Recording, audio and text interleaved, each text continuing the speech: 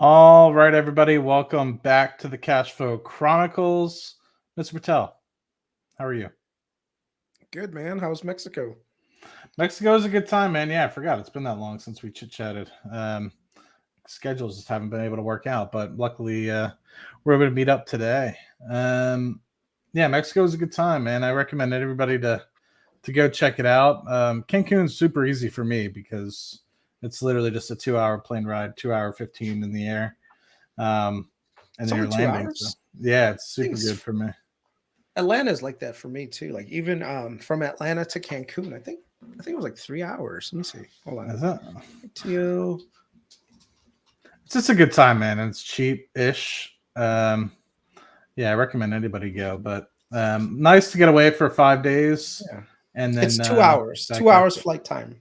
For Two you, 2 hours. 2 hours and 30 minutes. It's flight time to Cancun. Yeah, that's dope. Yeah, it's yeah. perfect. It's like just enough where, well, I guess anything closer would be better, but it's 2 hours is just enough where it's borderline where you're like, it's just 2 hours. You got to It's go. one movie. You can watch one movie and you're there. Exactly. You get up in the air, you get your drink, you watch your movie, and you're ready to go. But unfortunately, it's September 11th today.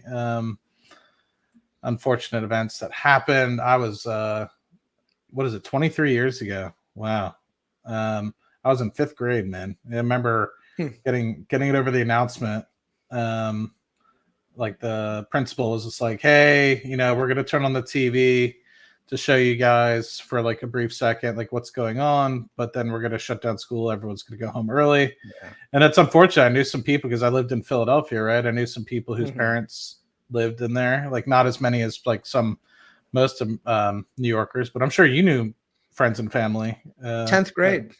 10th 10th grade. grade. Wow. And I like everyone's parents had to come pick them up from school and stuff. But I remember standing on Avenue U train station looking because you could see like because Avenue U is like an elevated platform on the F train in Brooklyn, and you can actually see the World Trade Center um, across the city, and it was like smoke just literally rising into the left. I mean, it was really really like visceral to see that. My parents, we lived in like in Carroll Garden / Red Hook, that area, and the wind had carried the debris all the way to our home over there. It was kind of crazy Wow. to see that happen, man. So it's like, yeah, it's just you know Unfortunate. what's you know what's really sad about anytime this 9/11 thing comes up. I look at us as a country and I remember after 9/11, bro, we were united. Like skin color didn't matter, all this other shit didn't matter. None of this stuff mattered. And Right. now 23 years later and all we do is talk about like racism and Divisiveness. homosexuality and Yeah. trans this and that. It's like it's sad, but only it feels like the only time where we actually have any real unity is in the face of tragedy. And then after that, we go back to fighting each other again. And it's like, It's sad. you know, Yeah, it's sad. Yeah, we're stronger together, man. I feel like a lot of times we try to point the finger, but um, just fundamental differences in morals and beliefs. And I can understand why there's divisiveness, but at the end of the day, we're all just trying to do the same thing, right? Like if people were really that bad, anyway, it's a shame, but we're here. Thankfully for people supporting our freedoms like yourself and many others, we're able to continue on and be able to do stuff like this. Like who's first amendment right, like even though we challenge it sometimes, we're like, oh, they're trying to kill our first amendment right, we're still able to talk about stocks and come on here for free and chit chat about whatever we want. So yeah. but anyway, let's get down to actual brass tacks. September 11th, 2024, rather decent updates in the market. It looks like we're kind of on an upswing. We'll chat a little bit about Kris's reversal. That's probably why some of you guys are on here. I know some of you guys might have caught it on Hidden Edge last night. But talk about getting it right, bro. This morning it was nice to see. I definitely got my fair share of hate this morning for pivoting. But the yeah, thing is, like, this when it comes to investing, the market doesn't just go this way, right? There's always these points where things go up and down, and sometimes the sentiment can change. The new data can come out, and new data changes, and you have to just play along with it. Like, I'm not nearly as dogmatic as I used to be with regards to like, oh, I'm in this stock and I'm just going to hold it forever versus like, hey, you know what? This is a company, it's overvalued. Maybe I'll take a little bit. And sometimes it's worked out for me and sometimes it hasn't. I'll be the first to admit there's plenty of stocks where I've gotten wrong on the directionality, but there's plenty of that I've gotten right. And the ones that I've gotten right are more than the ones I've gotten wrong. So that's all you really need in order to succeed in the market. You're never going to like, I've never met anyone who gets everything right. It's just impossible for anyone to get everything right all the time. So with knowing that, you do what's best for you as an investor, and everyone else can have their own opinion. And that's the thing, like you model a lot of, I know you do some long-term investing, but a lot of your public facing investing is more so trading, right? And so especially when it comes to trading, things can literally change on the flip of a dime, right? Google, for example, right now is a perfect example where it's pulled back 20% from all-time highs, and it could immediately go back into growth mode. And, the sentiment can change. And next thing you know, it's at $1.65 tomorrow. So, it's one of those things when you're looking short-term, like you said, the market gives you an opportunity where, it's down 20%. You're like, well, it's a good time to get in, especially if you're looking 5-10 years down the road. But anyway, Apple 222, Amazon 184, Dutch Bros 33, Google 151 actually, Palantir just below $35, SPY 55.50, Bitcoin 58,000. What's our portfolio look like? Do you have it pulled up? Oil is $67, and then natural gas, Henry Hub specifically, is $2.22. We've been hanging out flat, which actually is pretty decent because the market's been the market pulled back a little bit and has been waffling. So not a bad opportunity. Let me get some screenshots here. Yeah, but the biggest change in Nvidia outside of the 30% drop in value from its highs is I after doing a lot more research, I realized, especially with the Oracle earnings and how they highlighted just like how much capex that looks like they're going to be doing, and it's going to be a multi-year capex cycle. I think the directionality for Nvidia is going to be higher, going forward, and they also have a tremendous amount of cash flows they're going to be using to buy back shares. So, I think eventually the growth is going to slow down, but that doesn't mean that the company's really doing that bad. And especially look at it on a forward PE base, it's relatively healthy. So it's not nearly as bubblish as I originally thought.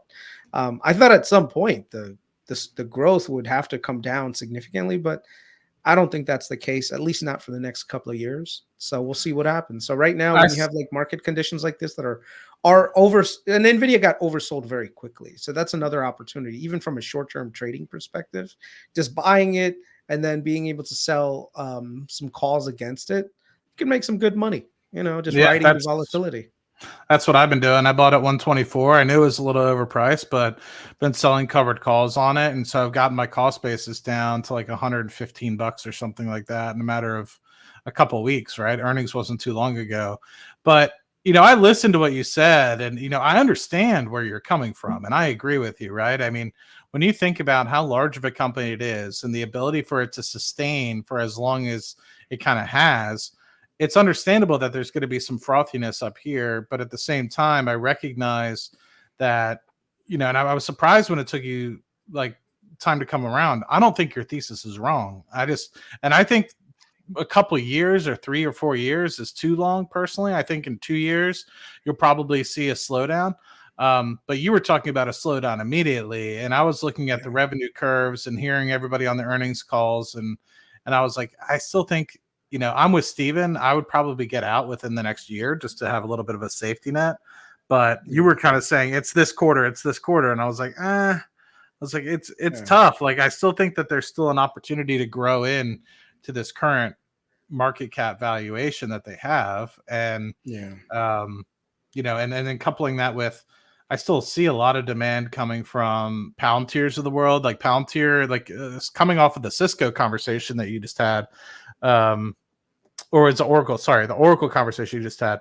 Palantir just partnered with Oracle specifically on the cloud side, and so you think about like some of this growth that's going to be coming forward. Palantir continuing to grow from an AI perspective. Google, Facebook, all these companies really still hitting it hard when it comes to additional cash flows in the H200s. It to me, it just didn't make sense to call it quits as of yet. And I'm sorry it took me so long to even get involved in the trade. But like you said, I'm just going to be selling covered calls. And if it gets called away at like 140, 145 bucks, I'll be okay with that, you know, like, Yeah. And that was my original trade. My trade was hopefully over earnings. I bought at 123, 124. It goes to 140 bucks. I get my 15% and I'm out in the matter of like a week. And unfortunately, it just hasn't panned out that way. But now my cost base is, I'll have to calculate it because originally I sold something that was like $1 or was it $10? I don't remember. It was something absurd for October, and I bought it back for like 50 or 60% profit. So I'd originally, with that original cover call, it was down to like 110 or 111, but I bought it back at 50% profit. So that brings the cost basis back up. Because I didn't fully realize all that. I wish I held on to it because obviously it went down further after that. But now I'm sold. I think I sold something at the 124 for next week, and that was a couple days ago. So unfortunately, that's might get checked. Regardless, I'll just roll it out. I'd be comfortable with it getting called away at the 140. But anyway, how are things otherwise? Like you got the condo sold. You got the check, so that's nice. Hopefully in a couple days you'll be able to digest that and figure out what you're going to do with it.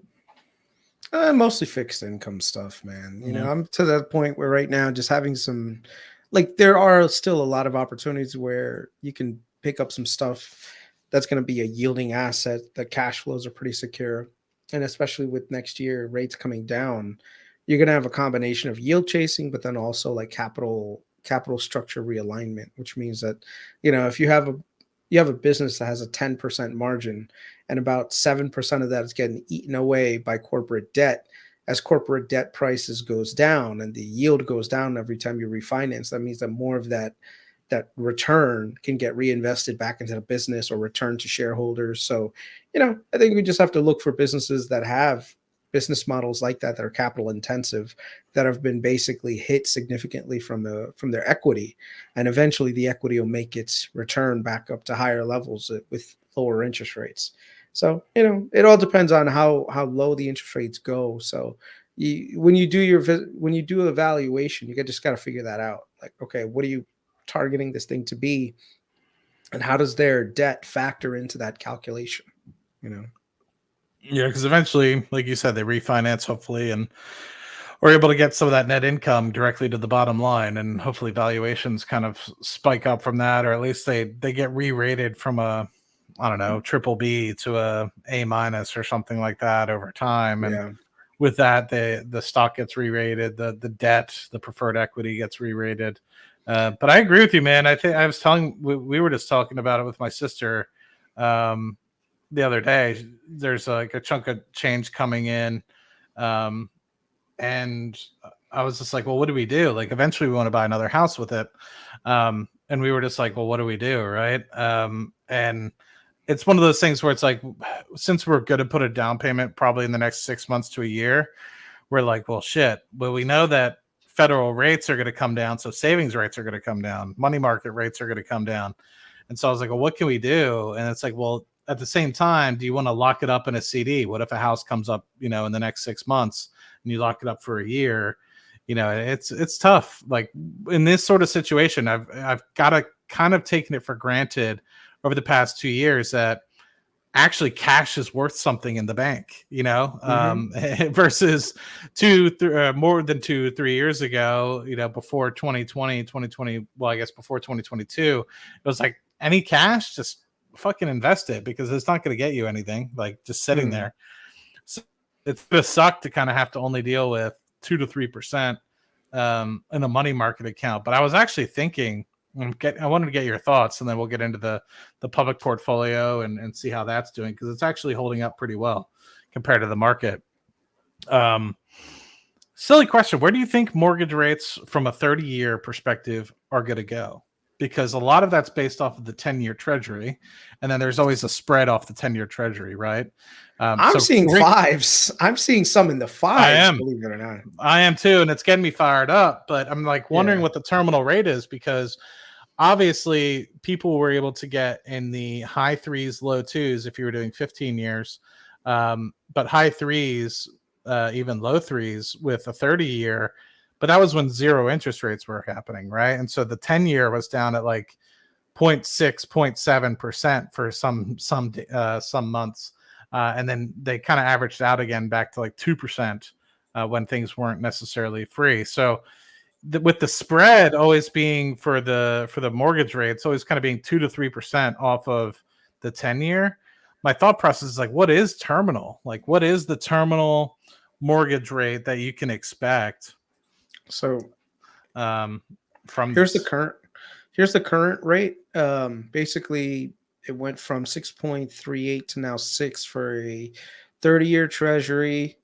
Let's see. Not 30-year treasury, sorry, 30-year mortgage. So almost a 20 basis point drop. And let's look at it for like 5 years. Yeah. So we could probably go back to something like more historical norms. Like this was during ZERP, so post great financial crisis. So literally 3s and 4s. So that I'd say that we have a good chance of something like what we saw in like the end of 2008, probably like 4, somewhere between 4 and 5 would be healthy in my opinion. Yeah, you know, based on like some future rates that are out there. I mean, I'm gonna have to get a jumbo when I buy my thing, so I'm gonna probably end up at. I'm hoping for like 5. Sorry, 5 between 4 and 5 would be like the most ideal. And if you think about it, based on my tax bracket, like it makes a lot of sense to get a mortgage anyway. And basically, so this is the part that people, when they do real estate investing, they don't necessarily sometimes factor in. You know, when you have your mortgage, the mortgage has the front portion of it is a lot of interest. And the thing is, if you're in a high tax bracket, like me and my wife combined, we're in like the 30 something tax bracket.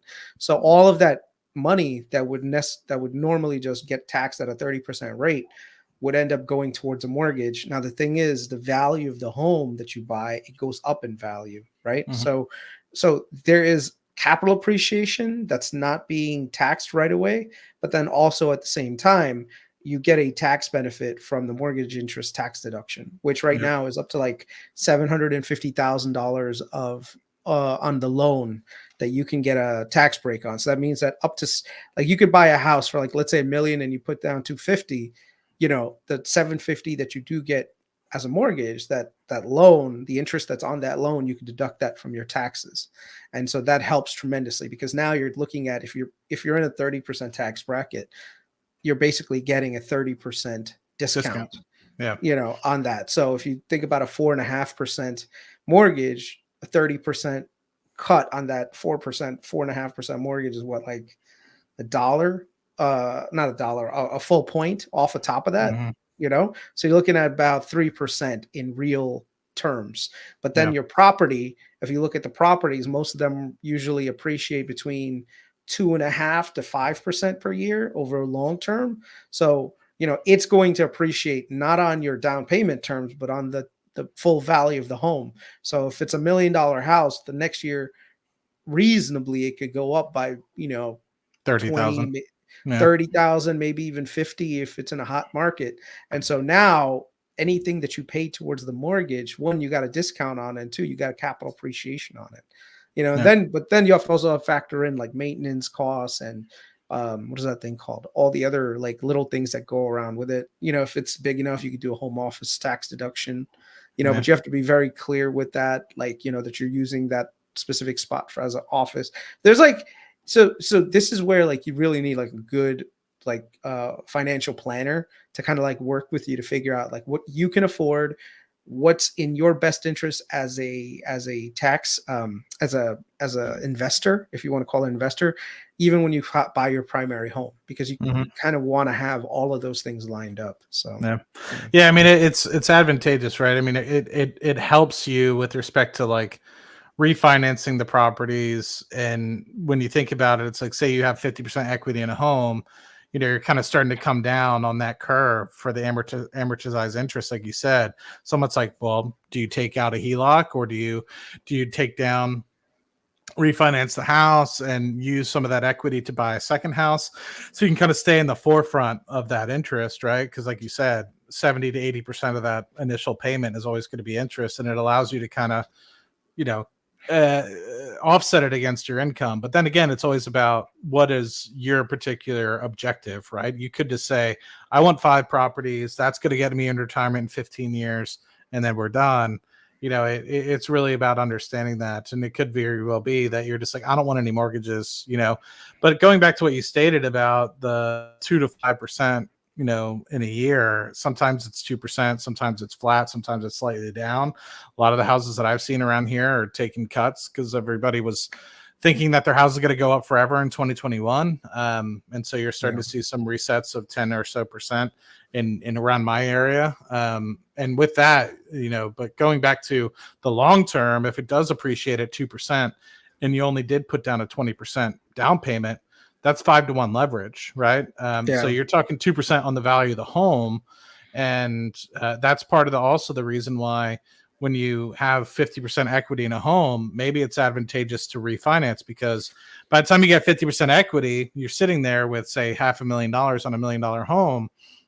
You could own 2 homes, right? And be renting out one, or even, I don't know if I would necessarily, well, I guess it depends on where you live. Here, I wouldn't recommend renting out $1 million home, because $1 million homes are pretty big here, right? And you probably want something that's more like normal 3-bed, 2-bath, something that's probably like 400, maybe 500 grand, not something that's $1 million.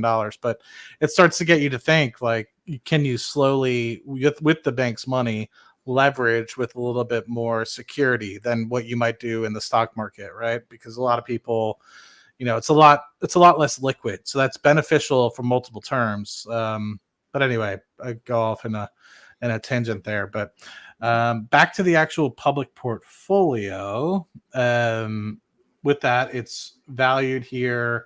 The top positions here are based off of value. So BPYPN is the highest value, then all the way down to ABCL, which is only 20 something dollars. Total portfolio value is about 4,300. That's where it stayed. We're gonna zoom in so this way we can see. Oh yeah, sorry about that. Yeah, it's about 4,300. Actually, let me do slideshow mode. Good point. Thank you. 4,300, and basically BPYPN 1,500. VNOPRL, that's a new one, I think. I don't know if we discussed that.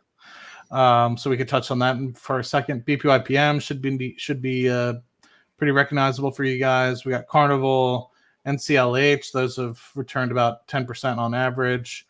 NEXT is recovering a little bit, but it's still down, you know, half of what it was just a couple months ago. So I think that one's decent to continue to add to. HIMS is one I've been trying to convince Mr. Patel to get rid of, but he still wants to hold on to it. Bitcoin's down 11%. Celsius is way down, $33. And then ABCL is down as well. Mr. Patel, what do you think? Good. I mean, we've got a barbell portfolio. You know, you got the stuff that's chunky, that's, you know, relatively, I don't want to call it safe, but it's relatively safe. It's, you know, got a higher safety profile than just regular common equity, and most of our positions are over there. And then we've got some moonshots on the other side of it that are, you know, very small parts of the portfolio, less than 2%. So even though they're drawdowns, you know, like Accelera and Celsius, they're literally like less than 1% of the portfolio. So it's not too bad.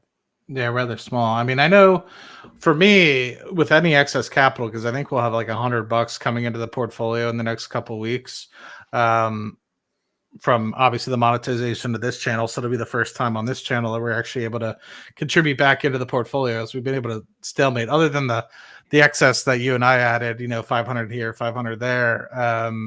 You know, it's really just been funded off of the money that we get off of the the podcast. So I'm curious to think, like, I think Celsius actually at $33 isn't necessarily a bad opportunity to be adding down here.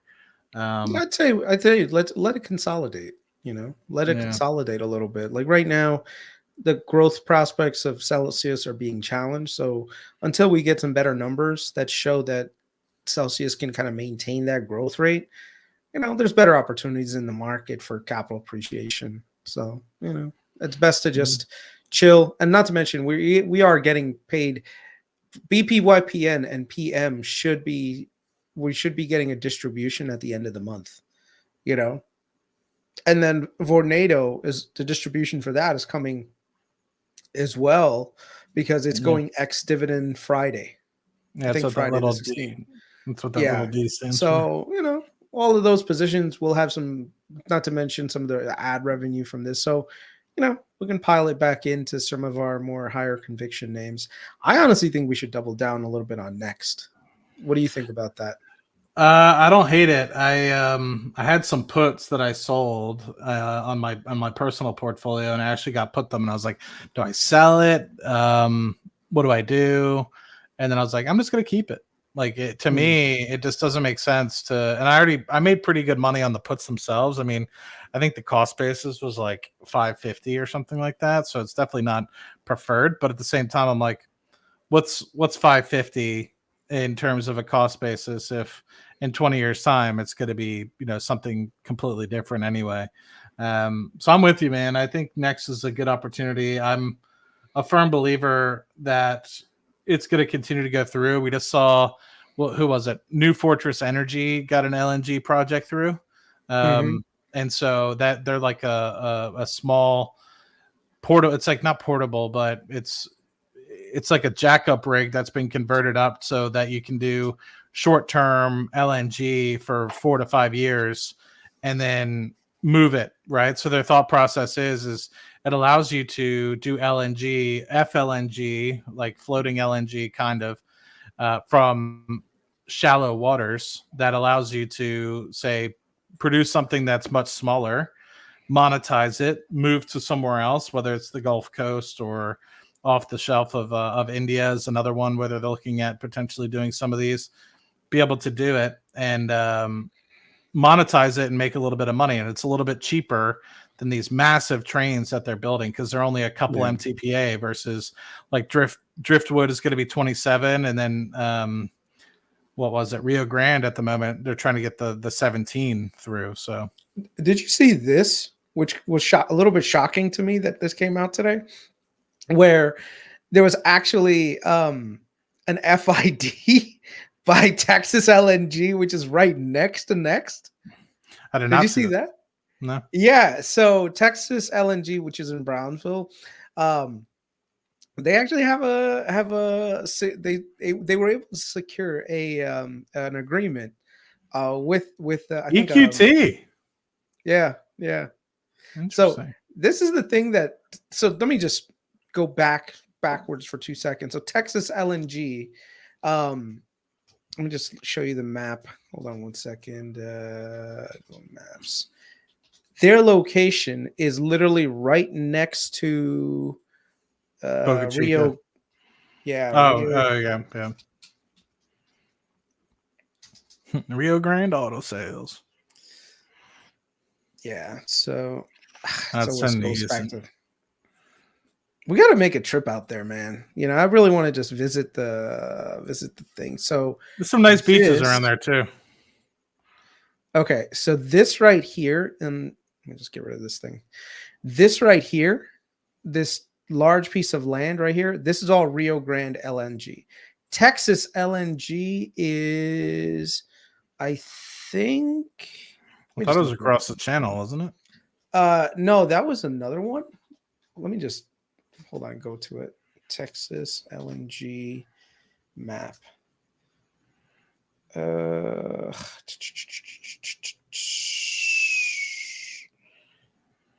See, this is the problem with them naming their damn thing Texas LNG, because now I look at Texas LNG and it just shows me all the projects in Texas LNG, but that's what it's called.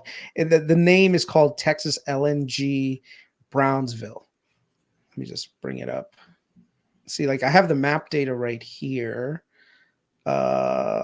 Approximate. So coordinates.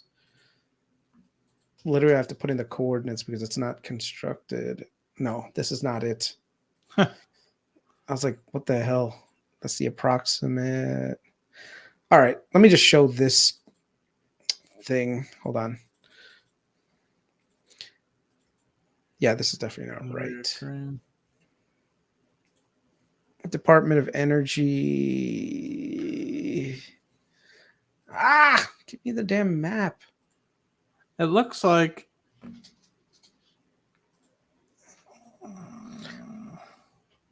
man, everything that's good is always behind a damn paywall. Okay, so Texas LNG, if you look at this, just share screen.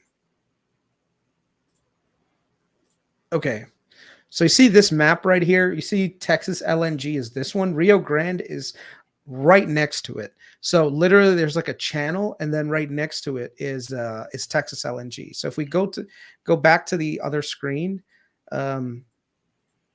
this is where it is. Right here. This part is Texas LNG, and this right here is Rio Grande, regular Rio Grande by Next Decade. So you can see already the construction and everything else is there. I always told you what vintage the picture is, because you can see like there's like a spot where the Texas LNG plant where it's old images versus the new ones. Yeah, it looks spotty. Interesting. It's somewhere here, so it's fine. But the point is, there's getting that for some reason, getting that approved, like getting like spa deals done. It's hard to fathom that they're not going to be able to get the deal with FERC, and they also recently just got an extension too. Did you see that, by the way? What, Texas or NEXT? NEXT. So they had till the end of this month. So give me a second. Rio Grande. What? Whenever you're live, it always like ends up. Hold on. It would be bad business for the United States to not uphold, because if you look at it from a global perspective, ADNOC has just given a couple international oil companies the ability to invest in one of their LNG projects.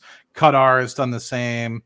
And so it'd just be bad business if we were to say, hey, ADNOC, hey, Saudi Aramco, we know that you're interested in doing business with the United States, but sucks to suck, right? Like this environmental permit isn't necessarily, we didn't have enough people listen to it, right? It's not that they didn't, that's the funny part, is like, it's not that they didn't even do an environmental study.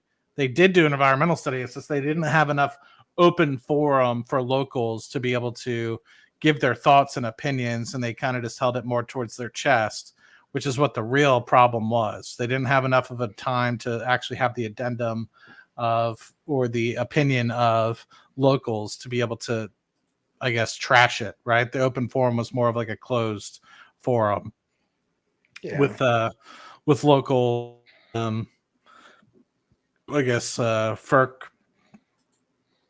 people and NEXT. No, it's like local citizens stuff. There doesn't need to be like a public evaluation period, whether or not. But I don't know. The project is definitely under limbo. And it's not something that's good. The one thing I will say is that they did a pretty bad, I wouldn't call it a bad job, but they did a not so great job of presenting their case on Twitter. Did you see that with Next Decade? On Twitter? No, I didn't see that. Yeah, so Next Decade came up with, hold on, next. Why does this happen, man? Whenever I'm live, what ends up happening is my keyboard and everything slows down. I think it's because like the memory usage might be high when it's like streaming. Next. Come on. NEXT. And I did want to get your thoughts on Amit being on the West Coast eventually. Yeah, he's doing some stuff for a company he's invested in. I don't know. Just the one thing you were saying earlier, I did want to dag at you you were saying I'm good at being able to recognize when I'm wrong and turn around, but yet you'll still never admit that Palantir is a good company to invest in for the long term. Nope, not gonna do it. I just Never. because it just look, the bullishness around the company is really good. I am happy that some people, people are doing well. It'll pull back, I'm sure. Yeah. But to me, it's like a moving freight train for shareholders. I'm looking at it.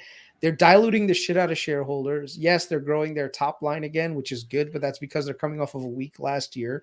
And then on top of it, not most, but about 40% of their income right now, net income, is coming from the cash that's sitting on the balance sheet that they're basically utilizing. Next year, a lot of that stuff, if interest rates get cut, disappears. So they're going to have to replace that net income with real operating income again. And the thing is, if you look at it on a valuation perspective, it's already at a 200 PE. So the chances of this pulling back are pretty high. And the thing is, like, whenever you try to bring logic into conversation, people hate you for it. And the thing is, well, it's the same thing when you do that with Tesla, right? People freak out. And I did that with Tesla, and I remember I had this debate with Vitaly and Carlos and these guys. They were uber Tesla bulls last year, and they were like, "No, Tesla's going to do great. Tesla's like $200 is like cheap, man. You don't know. You're just a trader." And I'm just like, "Look, man, the valuation just seems high. EVs are slowing down. Credit right now on the consumer side is not that great. Like interest rates are going up. So it seems logical that this is one of those things that's going to happen." And it was like, "No, you're wrong." And the thing is, like, all the people who were Tesla bulls, they come after you because you said one thing critical of the company. And I think that's very similar to Palantir right now, where, you could say critical things, and instead of taking it as constructive criticism and just, like, hey, this guy's trying to bring up some valid points. It's like, oh, this guy's a perma bear. I don't care about, like, who gives a shit? Like, fuck this guy. And the thing is, like, anyone who tries to sell you nothing but positivity, you should be very careful of people like that. It's the same. Yeah, you're right. It's the same thing with Tesla. Like, you start having conversations about Waymo, and they're like, "Oh, but full self driving," and I'm like, "Okay, who's the one that actually is having robo taxis deliver people to and from, and is completing 100,000 trips per week?" And they're like, and I'm like, "How many robo taxi trips has Tesla provided on its own without a driver?" And it's like, you can't just fully discount. It's like, I'm not saying Tesla's full self-driving is garbage. I'm not saying that it's a bad company. In fact, they've changed the auto industry completely. But, if you think about it from a like a logistics perspective, it's like me saying Snowflake isn't a company, right? It's like you're completely disregarding it. It's like, is it the same thing as Palantir? No, it's not the same thing, but it's still a company. It still exists. It's still providing value to the marketplace. So for people like that are Tesla bulls completely disregarding like Waymo, it always irks the crap out of me. They're like, "Oh, but it's not full self-driving and it's Google," and I'm like, dude, like, I get it. Like, you want to blow Elon, like, that's cool on your own time, but let's get to reality and recognize that there's more than one way to skin a cat. So and I think that's the thing, right? Like, people trying to convince me I should buy Palantir. You're not going to convince me to buy Palantir because I'm already negative on it. Like, I have a thesis on it. And the thing is, like, I would need some really strong, compelling evidence on the contrary. And I just don't have that evidence. I'm very, like, a lot of the people that are doing really well on it, they're taking their laps, their victory laps. And I'm like, good for you, man. Take your victory lap while you can, And I'm sure that eventually you'll be proven wrong and I'll be proven right. And I'm sure that I've been proven wrong on certain things, and you were right. You were right on it. So a lot of this stuff is relative. I'm not one to say I'm like completely like right all the time, but nor will I say that I'm wrong on it. Especially when it comes to this one, because from just a fundamental standpoint, the valuation is really high. That's why you got Peter Thiel selling $1 billion worth of stock. You got executives selling stock all the time now. Like, like Karp has cleared out more than $1.2 billion worth of shares. He still has 600 and something thousand shares right now, right? But it's like 200 million in total equity ownership over the company. So all these guys have already made so much money. And then there's one other thing that always irks me a little bit. and you can believe it or not, because I know you're an investor in Palantir, but whenever anyone starts to go on and on and on about the West, and they try to be very ideological with like why they should be given a premium, I think that's when I feel like it's a lot more disingenuous. So when Carp comes out and says, "Oh, we're here to defend Western values," and bro, save all that bullshit. Like, I get it's nice talking points, but at the end of the day, you're still a business. If you really believed so hardcore in America and the West should always win everything, go ahead, just provide your services for free. You don't need to make money. Mm. Why do you have to make money? If you believe in the West so much, why not give it to the West for free? And now you can really stand up and say, hey, we took a stand. We gave all of our services for free forever. Like, no, at the end of the day, you're still a business, and Carp is a billionaire. Does he really need more money? No, but I always find this to be the funny thing. Like with all these socialists, they're like champagne socialists, where basically, what is that thing called? It's what's good for thee is not for me, or something like that, So it's like Lockheed Martin at one time. It's like, oh, we love America. Like, bro, you're a defense contractor. You love that America keeps getting into wars with people. Let's not be all like, oh, rah, rah, rah, America forever. Like, come on, like you make money on this part of the business. Just keep at it. So I think this is the same thing with Palantir a little bit, where I think right now they're very like, just stop it. Just say that, hey, we provide really good software. We provide it for governments, especially in the West. You don't need to do this, like America thing. Like, stop. I mean, I want to provide a counter argument to that, because I don't fully disagree with you. I mean, yes, they might be beating their chest too hard on it, but they went over 20 years not producing a profit. And a lot of that was for providing software to the government. A lot of the foundations of the organization back in 2003 was to help stop terrorism, right? So 2 years after 9/11, the whole reason why we have 9/11 in the first place, that was a huge fundamental piece. And they said, we don't want to see that happen again. So they obviously helped find Osama bin Laden and a lot of these other things that, so in that respect, I mean, you kind of have to give them a little bit of credit. I'm not saying I agree with you to an extent, right? But I think if you were to have someone like a Lockheed or somebody else be doing something comparable, granted those mostly focus on hardware rather than software, they'd be charging out the ass for a lot of this stuff. But yet Palantir has dozens of clients around the world, and they're only making they're going to make $2.7 billion this year in terms of revenue. Well, no. The thing that I give to Palantir is that they understood that the current military industrial complex is old and sclerotic, and that there is room for a disruptor to come in and provide services to the government at a much more fairer price point to deliver the same kind of quality results, right? Like, they detected that very early, because if you look at how like government contracting works, there's about 5 major primes that do everything, right? So there's a lot of room for disruption. So Palantir essentially came in as a disruptor. But the thing is, like, lately, all of this stuff about like the West and blah, blah, blah, like, I get it. The Palantir is a great company for the West. I totally am for it. Like, we definitely need companies like Palantir, but just, you're going a little too hard with that kind of stuff, So, and also whenever I see CEOs start attacking short sellers, that's like one of my triggers for there's something that's getting under this guy's skin. So when Carp says, oh, the short sellers are like, we're just paying for Coke and all this other stuff, bro, we get it, Carp. You're trying to pump the stock. Go ahead, do what you got to do. Eventually, the real value is going to show, and I'm not so sure it's going to be like the greatest thing, especially at $35, which is almost an $80 billion market cap. And like I said, we can agree to disagree. I think that's the best part about talking to guys like you, Amit, and everyone else, is that we don't always have to agree on everything. Yeah. So I'm going to use this as a partnership we use this partnership announcement with Palantir to bridge to NVIDIA, because we did touch a little bit about it at the top of the hour, but I wanted to hear a little bit more. And I'm sorry if you're bored talking about it, because I know you talked about it a little bit last night with Sam. but I fell asleep, so I didn't hear all of it. So now I want the firsthand experience.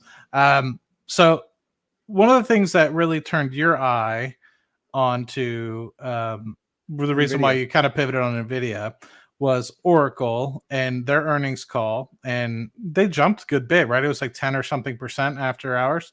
And with that, I think they talked a little bit about how the acceleration of their cloud business is coming back and the AI piece of it. And well, I'll let you discuss it, but I wasn't surprised to hear that Oracle was going in this direction when I heard the earnings report went well for them. But I want to hear from you specifically. What about it? What did they say in the earnings call? Do you have any specific quotes that really fired you up and said, holy shit, I'm going to full on pivot to NVIDIA? And I know you talked a little bit about sometimes things are oversold. It takes an opportunity. You want to get back to normalized, you can make 5-10% easy. That's just normal swing trading. And I agree with that 100%. Yeah. But you've completely transitioned from thinking that NVIDIA was at the peak today at a $3 trillion, 2.5 to $3 trillion market cap, being on the potential decline because AI is going to be pulling back. Everybody was maybe too exuberant with their spending. They're going to be slowly holding their cards closer to the chest. We're going to recession, etc. To now thinking in a year or two, we're actually going to be in a much better place for AI. So I want to hear specifically, what about Oracle? What about other things like Stephen Fiorillo having conversations with you that are now starting to come to realization like, oh shit, this might actually have another, you said it earlier, 3 years, 4 years to potentially run? I think it's this right here. The booking strength on all the AI demand, that's the key. So right now, if the demand picture was weakening, which is what I saw with the hyperscalers a little bit, the reports that earlier that I saw, that's something that was like a little bit jarring to me. But at the same time, now when Oracle came out and said, look, we're expecting a huge revenue acceleration in the future, and we're doubling down on our spend for CapEx. That's huge, And so now you've got multiple players. Now after today's news, you've got sovereigns getting into the AI space as well, where they're building out their own infrastructure. So a lot of this stuff, there's only one place you can really go to right now, and that's NVIDIA. So until that monopoly is broken, you're going to see a huge amount of development in the space. And the thing is, because NVIDIA has first mover advantage and also technology lead, they're going to be able to capitalize for quite some time. So yes, AI, in my opinion, there's still no killer use cases that are out there right now. But at the same time, I really do think this is much more earlier in the innings than I had originally thought. So that's where I would say that I was wrong on. And so when I saw the hyperscalers, I feel like they might be already kind of like on the high end of their spend. But now I'm seeing like secondary and tertiary companies starting to spend money on this thing as well. So it just goes to show that the demand for chips is a lot more for AI accelerator chips is a lot more robust than I had originally thought. So whenever that happens, and then at the same time, there's a tradable moment with NVIDIA, I don't mind changing my tune, especially if there is really a lot more demand than I had originally projected. So.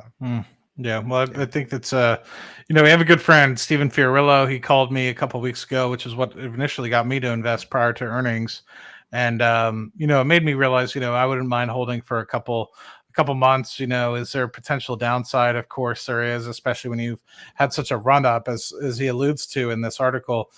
Remarkable 3,000% increase over the past 5 years, outperforming the S&P 500.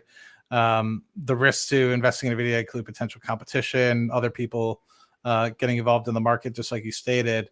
I'm trying to get rid of this damn thing. I don't know why it's still here. But some of the key things that he talked about were specifics. Start to invest in and because shares might actually be trading at a decent valuation.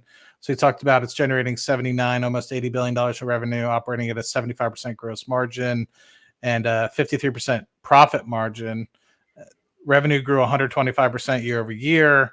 They're looking pretty healthy when it looks at specifically the net income growth, which is the green bar in this graphic here. And you can just see that it's continued to do well. This is a TTM, obviously, because we're not finished yet. But I think he said also specifically, I wonder if it's in this article, I forget.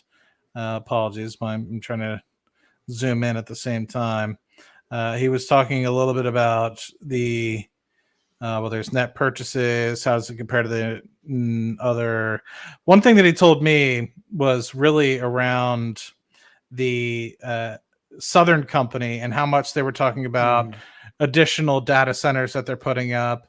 And you said something earlier that I wanted to dive deeper a little bit on. You said sovereign. Do you mean other nations like the Middle East? And so who specifically are you referring to? Well, today the news was Saudi, right? Saudi came out and said that they were investing heavily in AI infrastructure. I've heard Saudi, but I haven't heard any others. So I'm curious. That's why I'm poking. Yeah.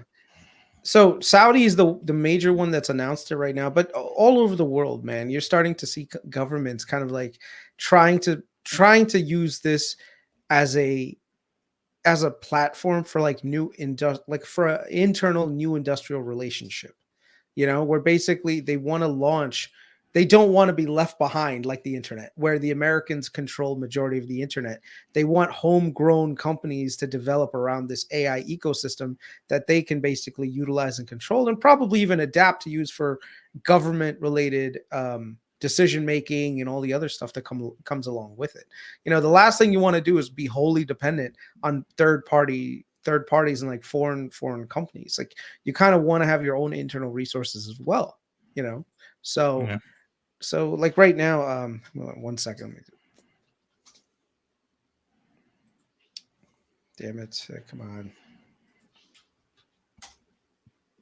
Yeah, right here. US green lighting Nvidia for, there we go.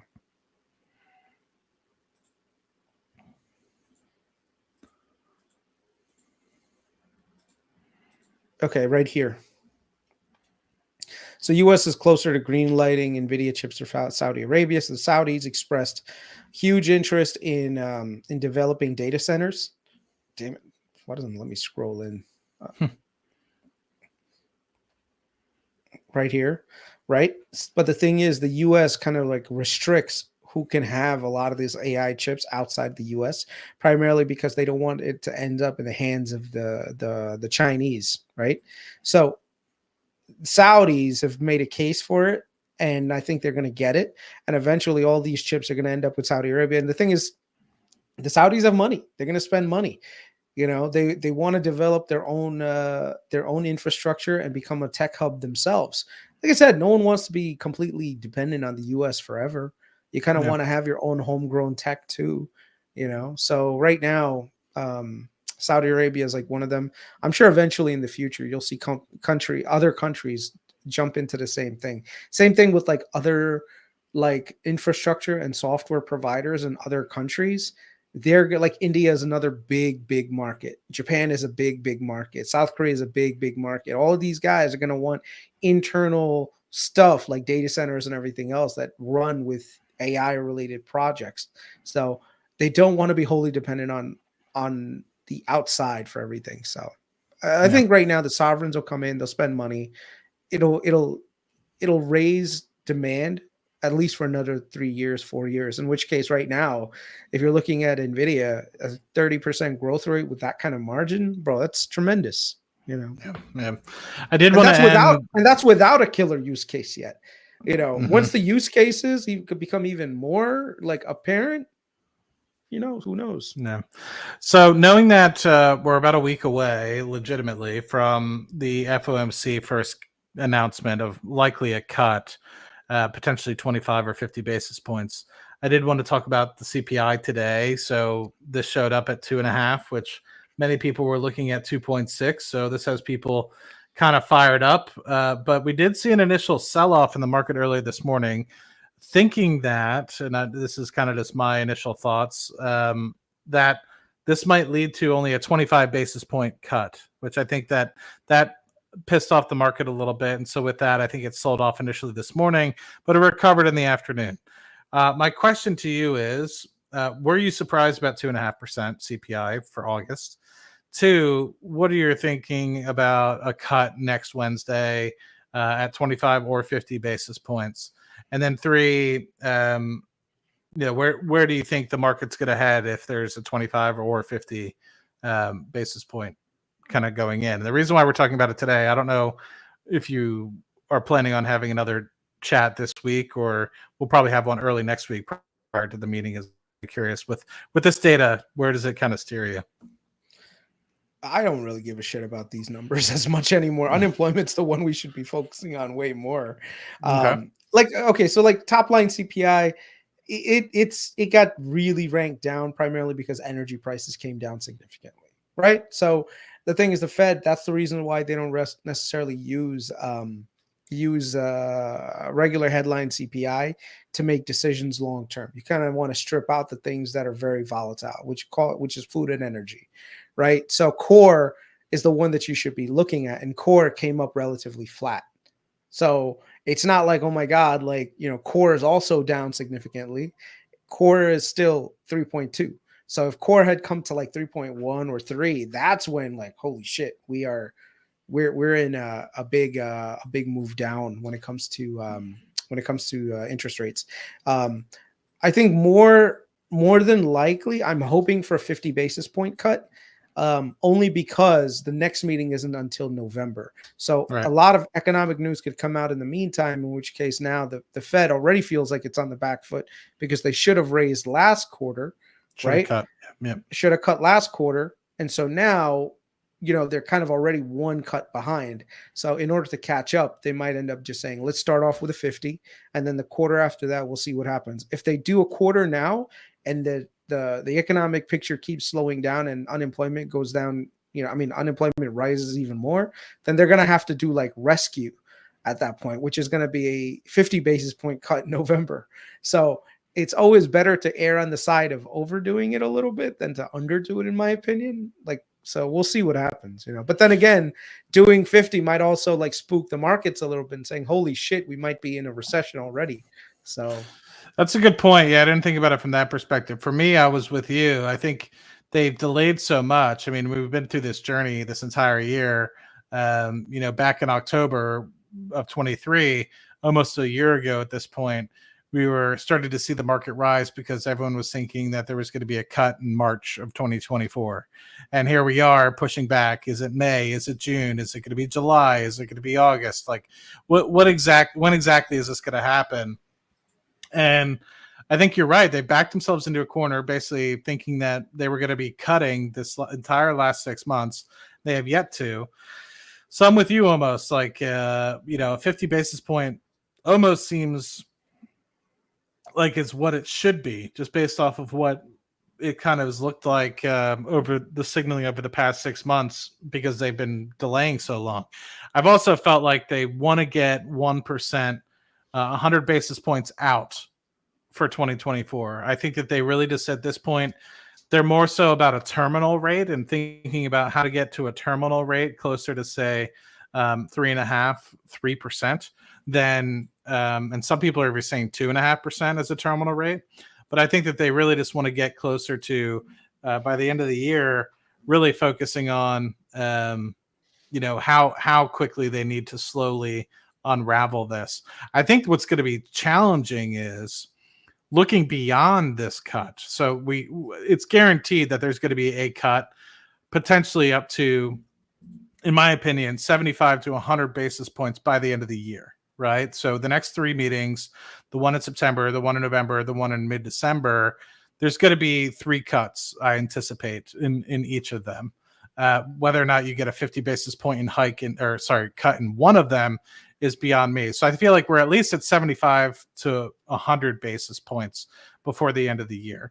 I think what's going to struggle next year is the volatility around some of these meetings, as to they're not going to cut a quarter or 25 basis points every meeting.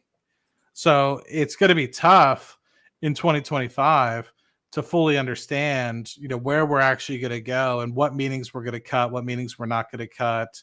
I think 2025 is going to be more of a struggle. The end of 2024 from an FOMC federal fund rate perspective is either easy to predict, 75 or 100 basis points before the end of the year. And next year, I think, is going to be where it's really volatile. Then you have the reactions too, right? Like, are the actual unemployment rates going up, down, sideways? And that's obviously going to feed into the FFR as well. Damn it, man. I got to figure out what's going on my keyboard when I'm not presenting, when I'm like talking to you, right? And I'm trying to like search for anything. I don't know why my keyboard just kind of freezes. Because like right now I wanted to show this quick chart. But let's see, not Liz Young. Damn it. Saunders. Whatever, I can't find it right now. But I'll have it ready next time. But basically the chart was just going to show like which parts of the economy are from an inflation standpoint going down significantly and which ones are holding up. And the thing is like shelter is holding up okay right now versus there we go. Finally. Let me just share my screen. Okay, so right here, Liz Ann Saunders actually brought this up, and this was good. Oh, that makes it really clean to look at. Yeah. So if you look at the CPI categories, motor vehicle insurance was up almost 16%. Smoking was up 8%. But this is probably the most important thing, which is owner's equivalent rent and rent on primary. That's still relatively high. So like 5.4 and 5. So this right here definitely brought a lot of the numbers down, which is oil, used car prices, gasoline, and a little bit of airfare. But once again, these are the things that are a lot more permanent, which is shelter, right? So these are the kinds of things that you kind of want to also see a gradual step down in. So, if you look on a month-to-month change, which is very, very short-term. Airlines, wow. Yeah, airlines, I mean, it makes sense that they would go up in August because that's like the heaviest travel month. So, that's nothing that's, I think, super, oh my God-ish. But this right here is the biggest reason why we drew down a lot, which is the price of gas came down. So anything that also comes along with it is probably going to take a dive in a little bit of pricing, which is also which is also transportation costs. So like food and all these other things. But that's why these things are volatile. Like I said, this is the thing that we really want to pay attention to, which is the more like rent and stuff like that, which are more. I'm honestly surprised. I thought that 24 you would see more rent falling, and really it was very short lived, right? I mean, we had that peak up in 2022. I don't know if you remember how. Well, maybe you did, maybe you didn't. But 2022 is awful for rent. I tried moving. They tried raising my rent a crap ton. And then I threatened them that I was going to move out. And then I think it was like a very big peak that summer in 2024. And with that peak, a few months, I waited like a few months to reapply for my rent. And I think after that, the peak had already started to come off. And they gave it to me actually at a pretty decent rate. They only raised the rent like 4% or something like that compared to, I think they were trying to get like 10% or something out of me. And I was like, I'll fucking leave. Like, I don't need this place.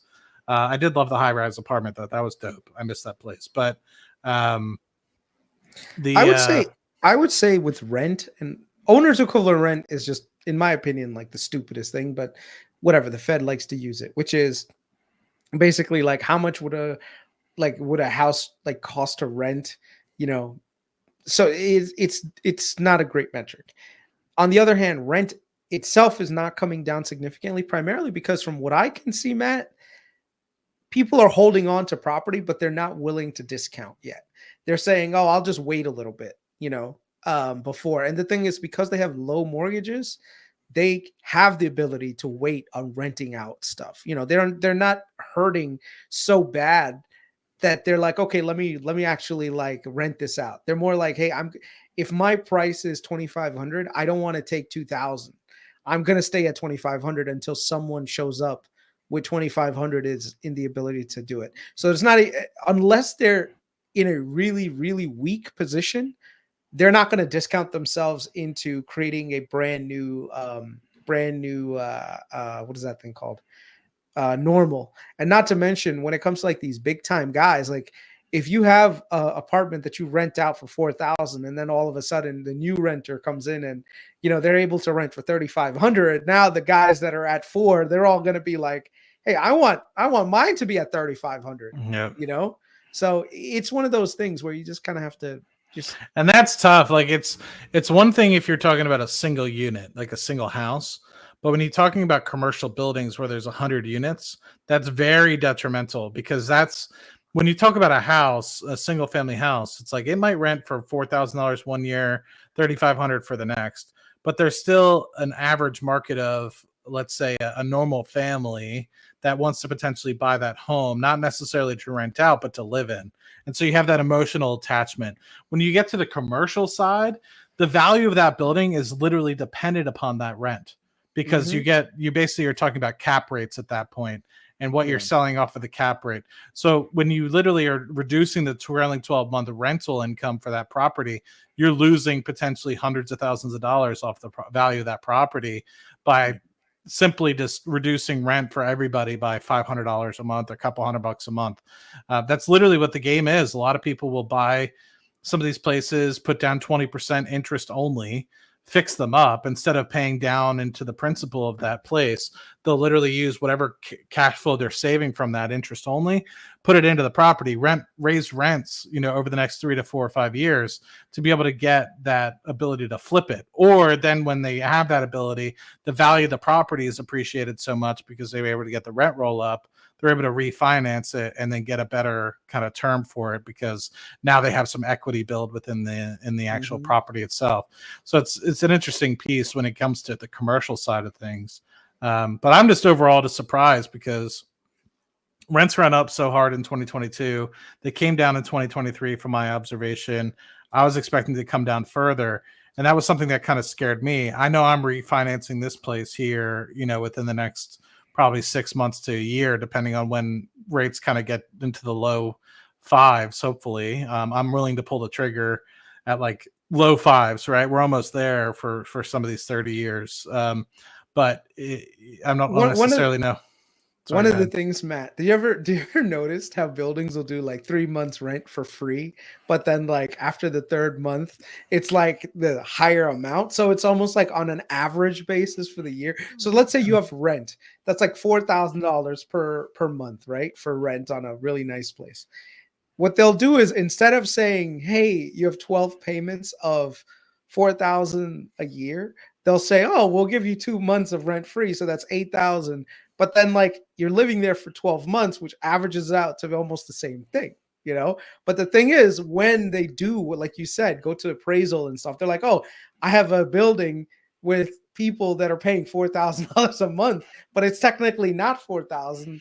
Yeah. It's just that introductory to get the people in there so that this way you can kind of like, it's like a sneaky way of saying like, look, this is my rent roll.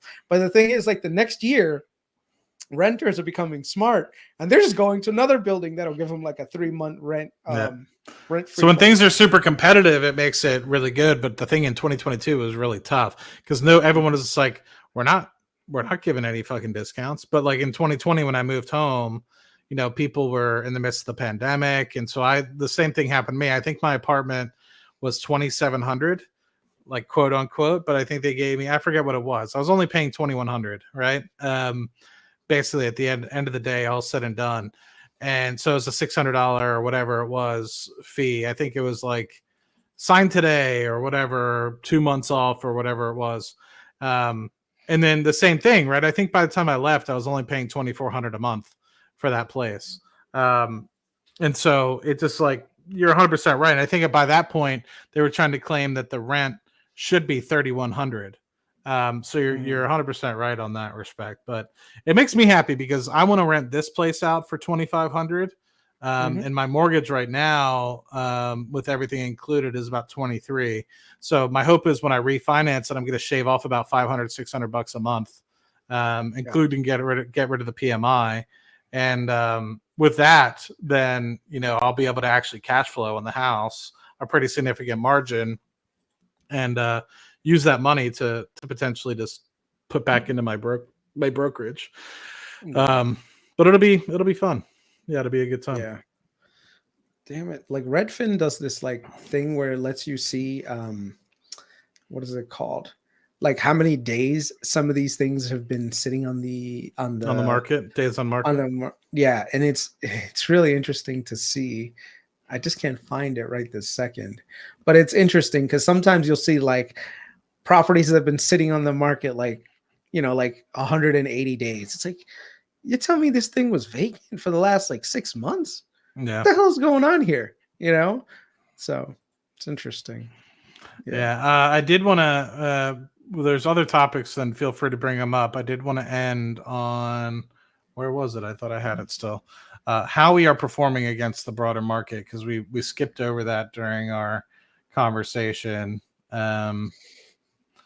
So let's just do a quick of the portfolio again. Here we go. Share the screen.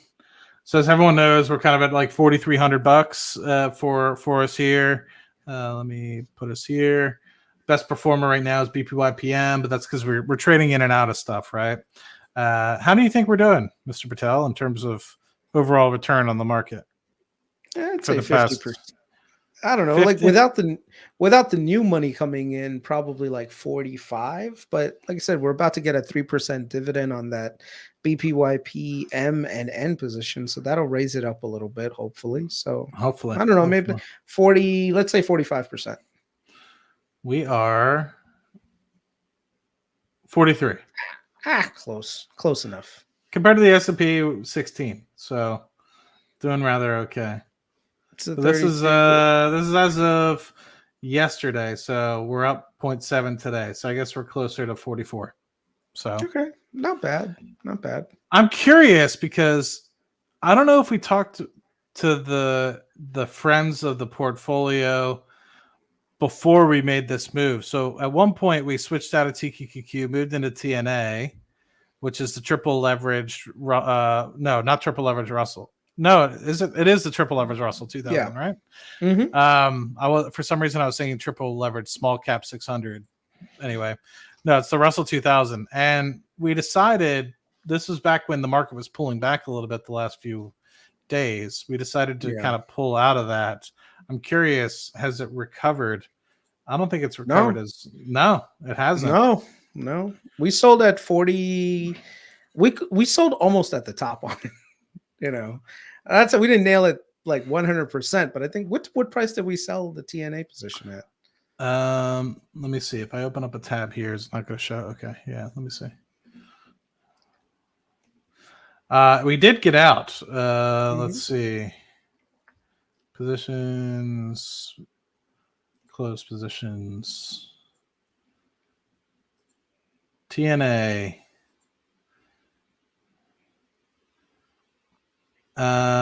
44. We nailed the top then. Look at the top of the bar. Look at the top on your screen. So we bought.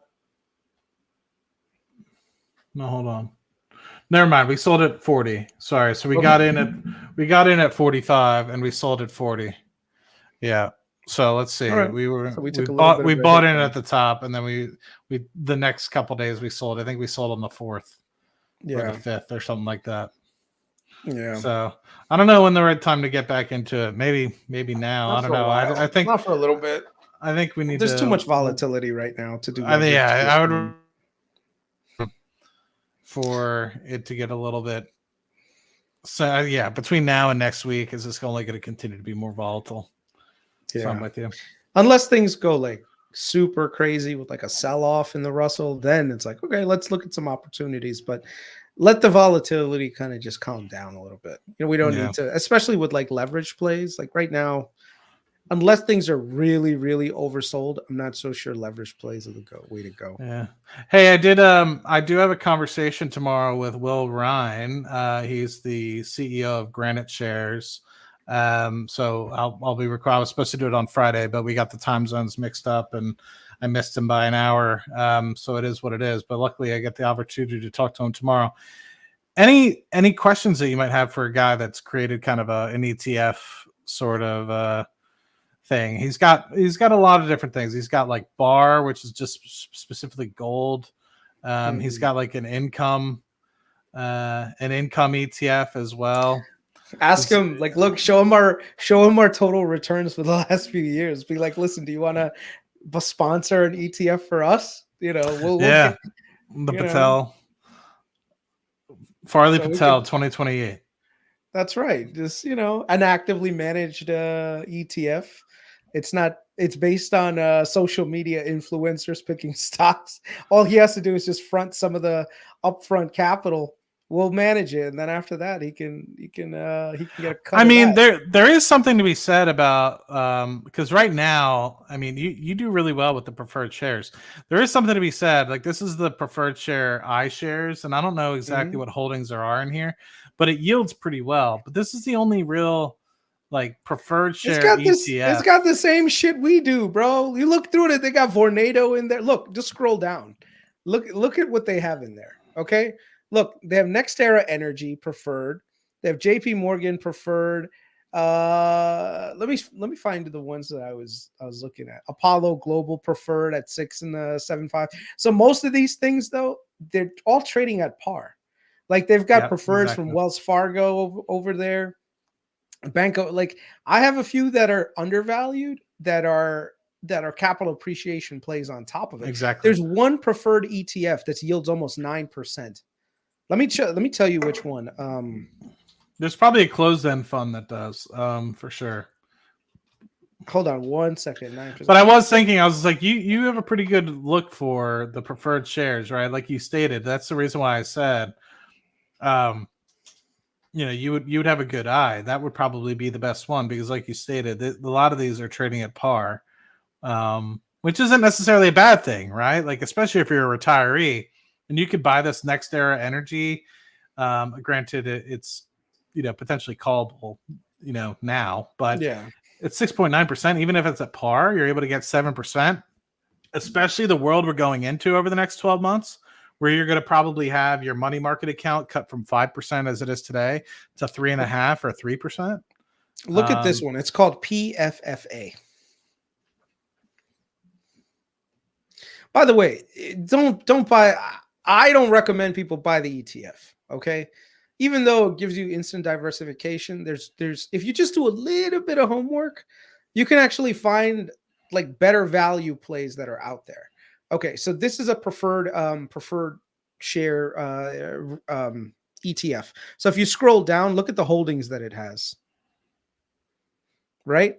So they've got New York Community Bank preferred, they've got Energy Transfer preferred, they've got RLJ. So they're okay. But the thing is, if you just look into these, you could just buy the preferreds themselves and get a much better return. Yeah. Right? Than trying to buy this ETF that's so diversified that you're not necessarily going to get a lot of upside. How much is this? What do you think? What's going on with this Energy Transfer preferred? What's that bad boy all about? Let me take a look. Energy Transfer preferred stock. Let's see. Preferred equity. So now you guys will get a little bit of like background on how well, first of all, Energy Transfer is a cash flow beast. So they don't have any really issue with cash flows at the moment. So I'm telling you, my keyboard is messing up right now. Sorry. You're good, my guy. Well, they had 28 million at 7.6. I'll guide you. Why don't you do this? So go to Google, type in Energy Transfer preferred shares.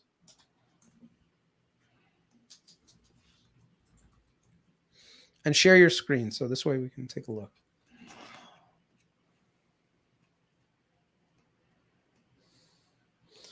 Okay, so first of all, most websites, they actually list what they have.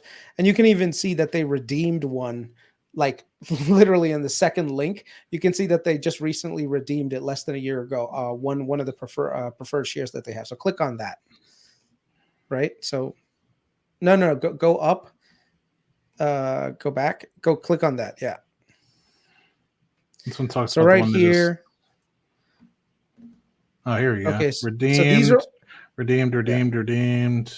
Okay, so these are still outstanding.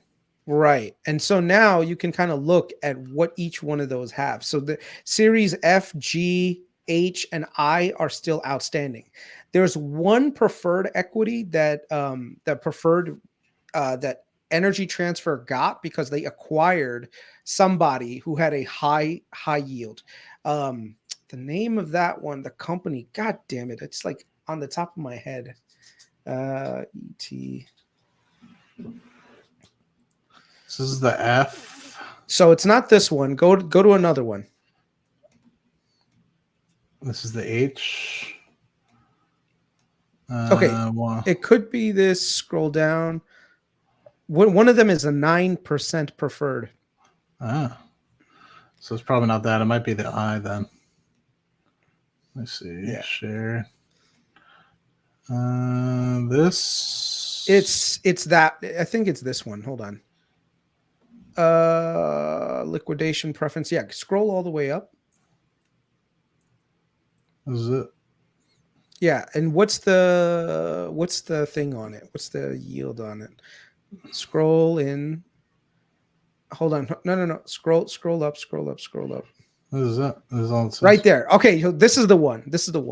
So Crestwood, which is what they acquired, Crestwood Equity Partners LP. Oh, there it is. Yeah. So Transfer Energy took them over, but the preferred shares for this was yielding almost a 9% distribution. So they kept this outstanding, but eventually they will basically buy it out. So the thing is, you have to read through all of this stuff. I'm not going to give everyone like a master class on how to read a preferred equity like offering, because it's like a lot of stuff that goes along with it, and it's a little bit too complicated. But this is where you would get all the information about how this thing works and like how much money that they basically shell out. But if you look at this is the one you want to look at, the Series I fixed one, and look at the yield on it. So find it on Google now. So type in ET preferred shares Series I.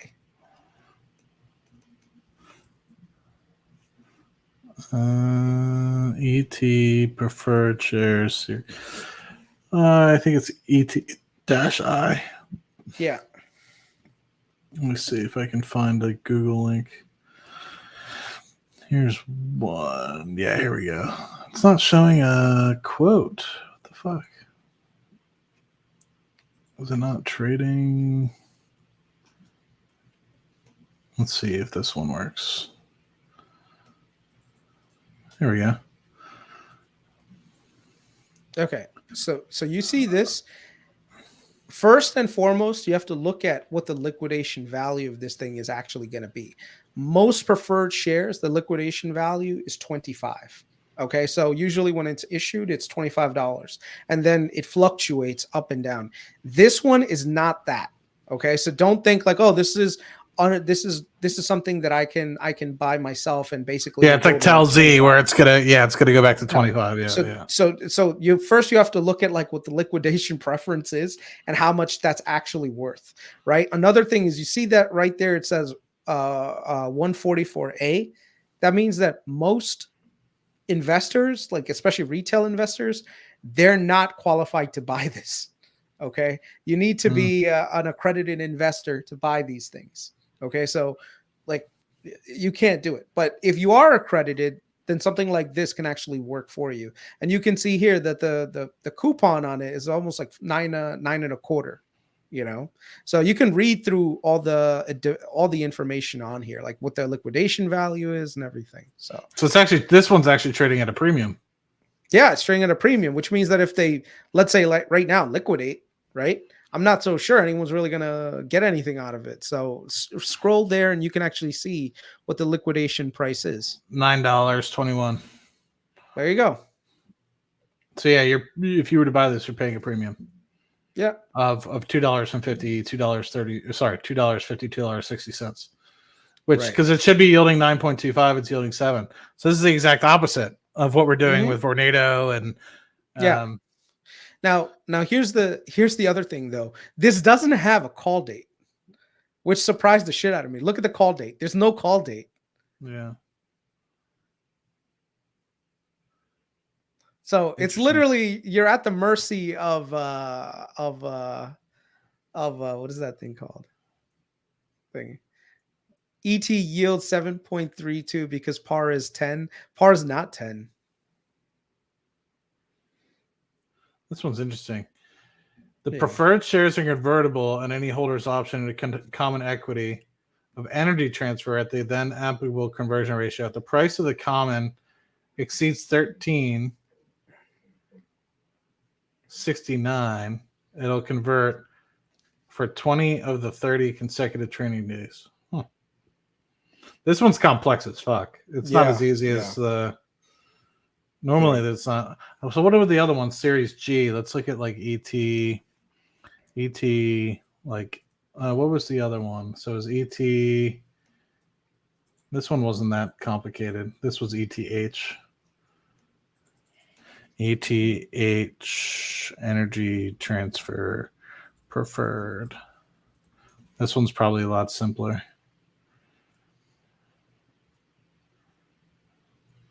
I'm not seeing it. Anyway, cool enough. Did you see any questions in the chat that you wanted to potentially answer? We got Miss June in the chat. We got Miss Laura. We got our biggest fan, Azor Blue, who loves everything that we say. TFC. Let's see. Truist has preferred shares 4.75%.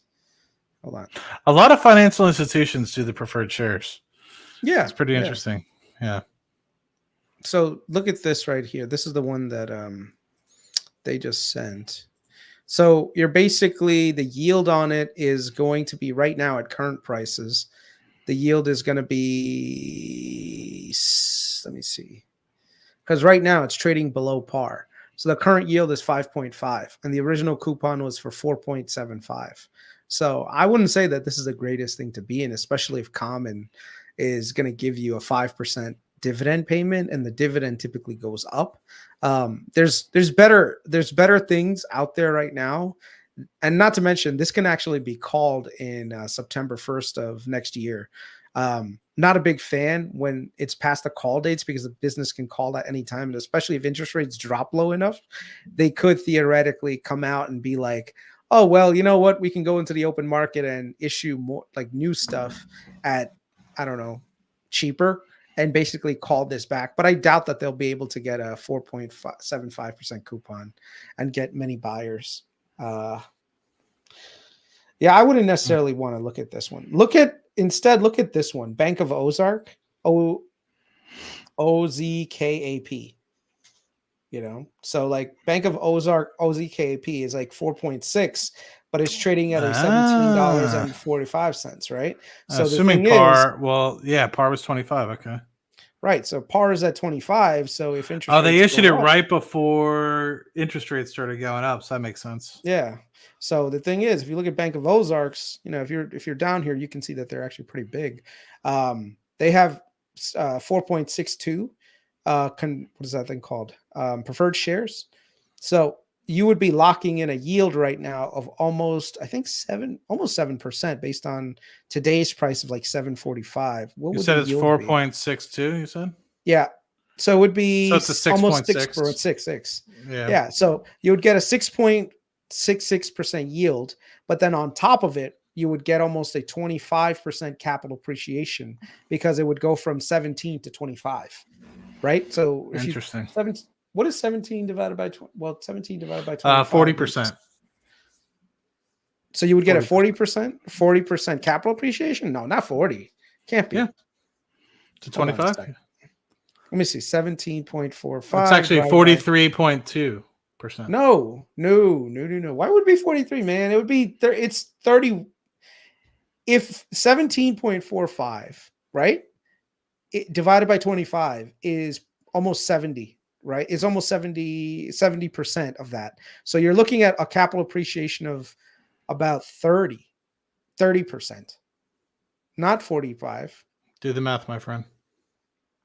Okay. Let's see. So 17.45 minus 25. So you're looking at $7.55 of capital appreciation, right? Divided by 17.45. Hold on 1 second. 25 minus 17.45. You're looking at 7 divided by 17.45. You know what? You are correct, sir. You are correct. It's amazing what Yeah. calculators can do. It wasn't me. It Yeah. was the calculator. Yeah. So you actually use the calculator. I was trying to do it in my head. Yeah. It's I'm not that 43%. smart. Yeah. I'm not that smart. You are smart, man. You called me out and you were right. I was looking at it pure like, oh, 30%, like 25. Yeah, but you're right. Whenever you look at the denominator, it always looks like it's going to be less, but yeah, it always gets me screwed up when I go one direction. Yeah.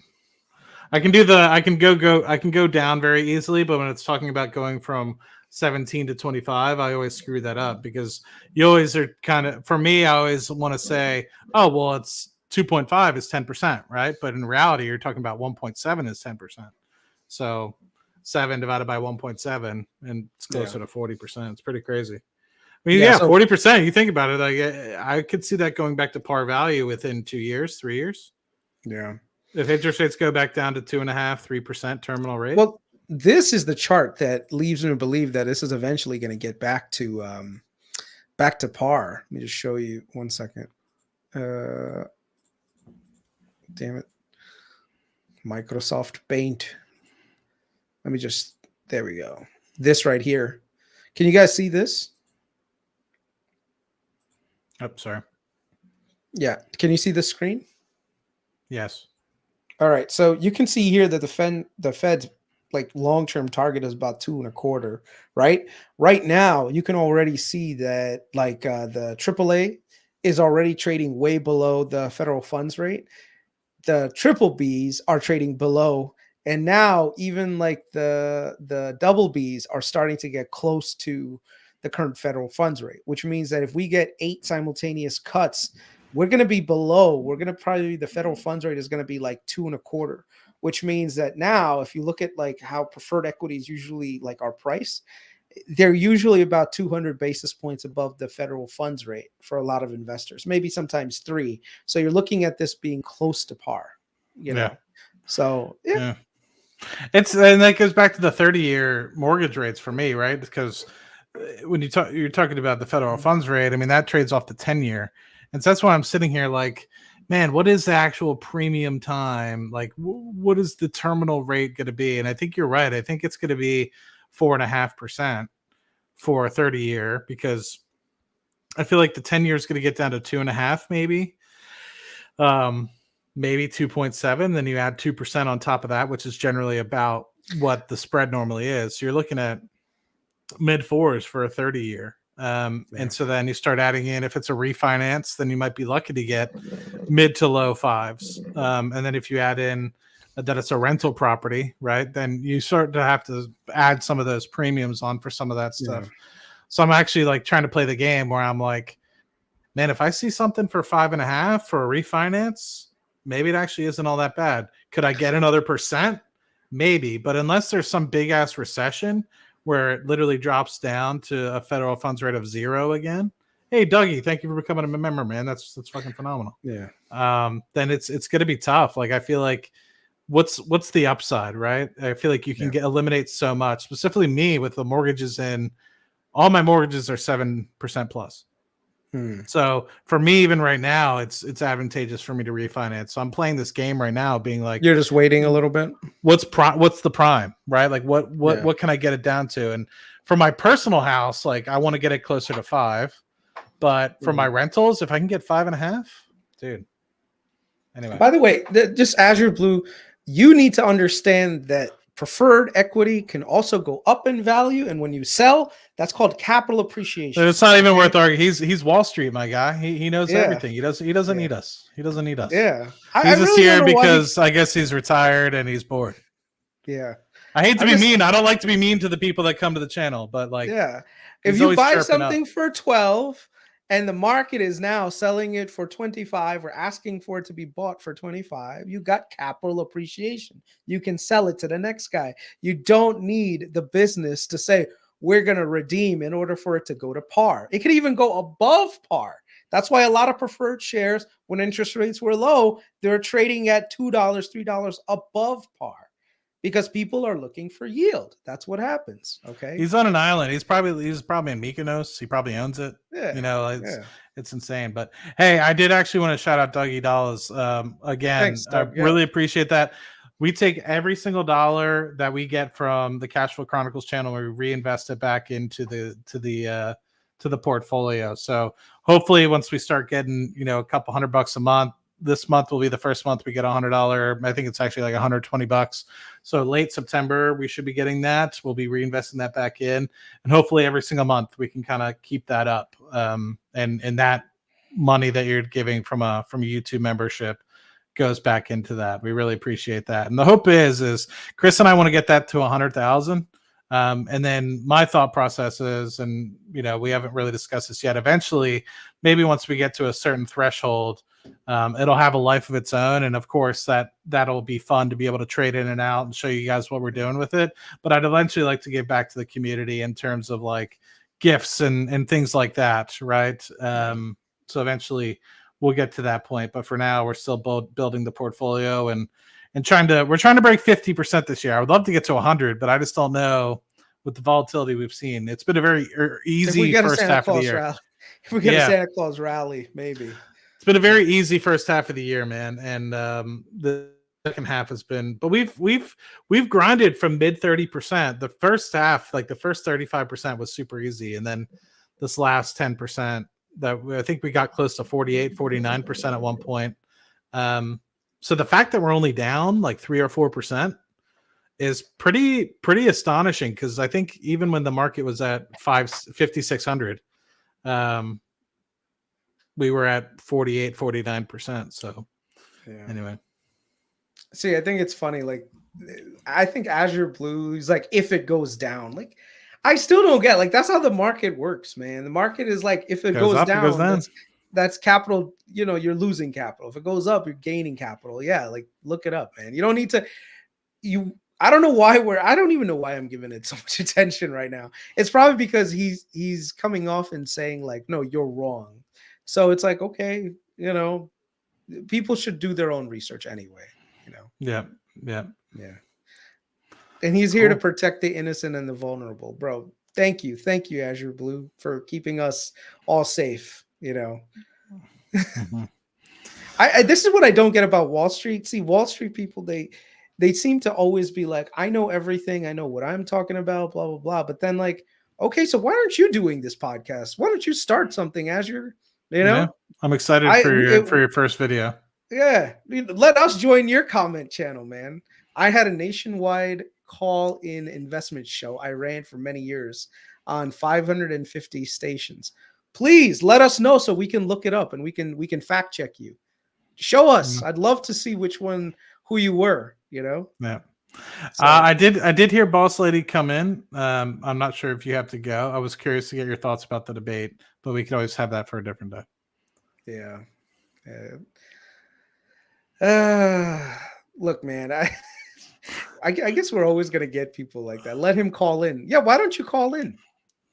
Yeah, get him on. Here, we'll send you the StreamYard link. Please tell us where we're wrong. I'd love to hear it. I'll post it. Yeah. But yeah, I'm curious. Do you want to discuss the debate at all, or we're calling it? You're calling it a day after an hour and 30 some minutes. No. I gotta wait till Azure lets me know what I don't know. Apparently, So let him come on the channel. I mean, dude, look, if you've got enough knowledge to bring it to everyone else, I'd love to hear from you. Come on the channel, bring your knowledge to the rest of us. Yeah. So let's see if he takes the challenge. See if he takes the challenge. If he doesn't take the challenge at this point, then he deserves to be muted at that point. Nothing right? Yet. Set me up one evening. There you go. Sure. Ready here first.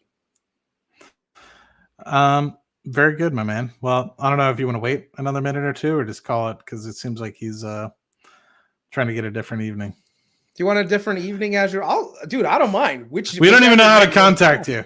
So yeah, I don't know if you want to like message us on X. If you have an X, message us. We have everybody on. I talk to everybody. Yeah. I think what it is some people are here to basically the guy is just disagreeing to disagree. It's like, oh no, I think you're wrong because the price can go down. Yeah, I thought that was obvious. That's how capital markets work. Things go up, things go down. Like you wouldn't be getting something at a discount if it didn't go down. So that's trading, man. That's the investment markets, like sometimes you got to risk money. It's curious to see what it looks like. Hey, I did actually want to ask you, what about Hershey? That's been trading kind of flat. Are you still waiting for cocoa prices to come down, or? Yeah, eventually. Yeah, I've been keeping a track of like West African weather. Hopefully the things turn around, man. Yeah, because they can't stay this elevated for this long. We'll see. Do they do any buybacks at Hershey or not so much? They do buybacks. Yeah. What's my email? Hit me up on X. Real money. Yeah, I'm curious. I'm curious about Hershey. I would love to get back into Hershey's. Actually, it makes me think. How are like some of the trains and stuff doing? And I'll let you go because I know I'm just babbling on at this point. Trains are recovered fully. Okay, those are always a good investment to get into because they're not going anywhere, especially with the autonomous kind of conductors and stuff like that. Super easy at this point. Cool. Street fight special. Yeah, we'll PayPal or not PayPal, pay-per-view. We'll have the weigh-in and everything. Yeah. Cool. All right, my man. Any last thoughts? No, I think that's it, man. I think what outro you want? You want the super simple one, or you want the I think the super simple one should be good. Cool. Our normal one. It gets a little feisty sometimes, but all right. Thank you, Mr. Patel. Do you want to have a show Friday? Wait next week? You tell me. Let's talk about offline because I may have something going on. So. Cool. No worries. Yeah, I know it's busy season, and in a couple weeks I'll be in undisclosed European location anyway. So I might trying to think. What time is it here? Oh, it might be like late, so I might still wait. No, that'd be like 5-6 a.m. my time over there. Yeah, so I might, unless we were to do a later show, then I might be able to do it in the mornings, but unlikely. So he messaged you, Matt. So now we gotta respond. Yeah. So now we gotta talk to the guy. I don't have any. Hold on, let's see. We shall see.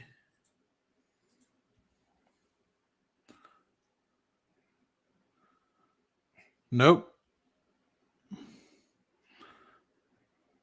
These are my recent messages. Yeah, no message. All right. We're waiting for you, Azure. And then here's my other ones. I don't care. I talk to all these people are public anyway. They talk all the time. I don't. Crossroads. You see Carlos there. We're doing finance junkies this weekend. I got my Rocket Lab chat. I got Mr. Patel when I sent him the link. No Azure. The thing is, what's good is that all his credentials, we'll find out who he is, and we can actually post them and say, "Okay, I'd be excited." I would love to have a professional. I'd love to see a professional come on and tell us, what we're saying wrong. Yeah, I mean, I'm talking to Granite Shares tomorrow. The CEO, Will Rind. I'm excited to have him on. He's put a nice business up for himself, $5-6 billion under management. So I have plenty of CEOs on my personal channel, on Matt Money. Yeah. They've come through. I had the CEO of Rocket Lab on the channel. It's so message Matt on X. Message Matt on X. He's waiting. We're waiting for you. He's not on X. Okay. Got it. Email. Don't send him the email. We don't need spam on our emails. Yeah. I got enough spam. If you sign up for Twitter, it takes 2 seconds and you can message us on X. All right. Yeah. He's protecting us.